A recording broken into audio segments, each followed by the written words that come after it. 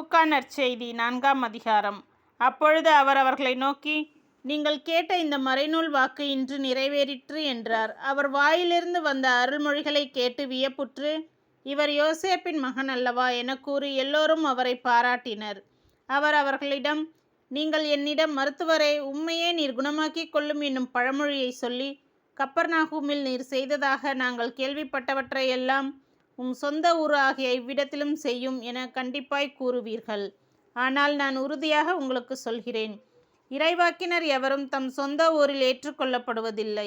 உண்மையாக நான் உங்களுக்கு சொல்லுகிறேன், எலியாவின் காலத்தில் 3½ ஆண்டுகளாக வானம் பொய்த்தது, நாடெங்கும் பெரும் பஞ்சம் உண்டானது. அக்காலத்தில் இஸ்ரேலரிடையே கைம்பெண்கள் பலர் இருந்தனர். ஆயினும் அவர்களுள் எவரிடமும் எலியா அனுப்பப்படவில்லை.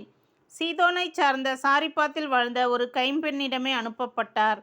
மேலும் இறைவாக்கினர் எலிசாவின் காலத்தில் இஸ்ரேலரிடையே தொழுநோயாளர்கள் பலர் இருந்தனர். ஆயினும் அவர்களுள் எவரும் நோய் நீங்கவில்லை. சிரியாவை சார்ந்த நாமானுக்கே நோய் நீங்கியது என்றார். தொழுகை கூடத்தில் இருந்த யாவரும் இவற்றை கேட்டபோது சீற்றங்கொண்டனர். அவர்கள் எழுந்து அவரை ஊருக்கு வெளியே துரத்தி அவ்வூரில் அமைந்திருந்த மலை உச்சியிலிருந்து கீழே தள்ளிவிட இழுத்துச் சென்றனர். அவர்கள் நடுவே நடந்து சென்று அங்கிருந்து போய்விட்டார். பேய் பிடித்தவரை குணப்படுத்துதல்.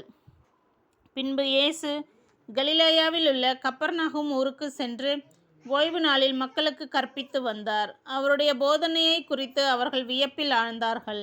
ஏனெனில் அவர் அதிகாரத்தோடு கற்பித்தார்.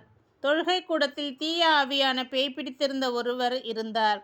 அவரை பிடித்திருந்த பேய், ஐயோ, நாசரேத்து இயேசுவே, உமக்கு இங்கு என்ன வேலை? எங்களை ஒழித்துவிடவா வந்தீர்? நீர் யார் என எனக்கு தெரியும். நீர் கடவுளுக்கு அர்ப்பணமானவர் என்று உரத்த குரலில் கத்தியது. வாயை மூடு, இவரை விட்டு வெளியே போ என்று இயேசு அதனை அதட்டினார். அப்பொழுது பேய் பிடித்தவரை அவர்கள் நடுவே விழச் செய்து அவருக்கு ஒரு தீங்கும் இழைக்காமல் பேய் அவரை விட்டு வெளியேறிற்று.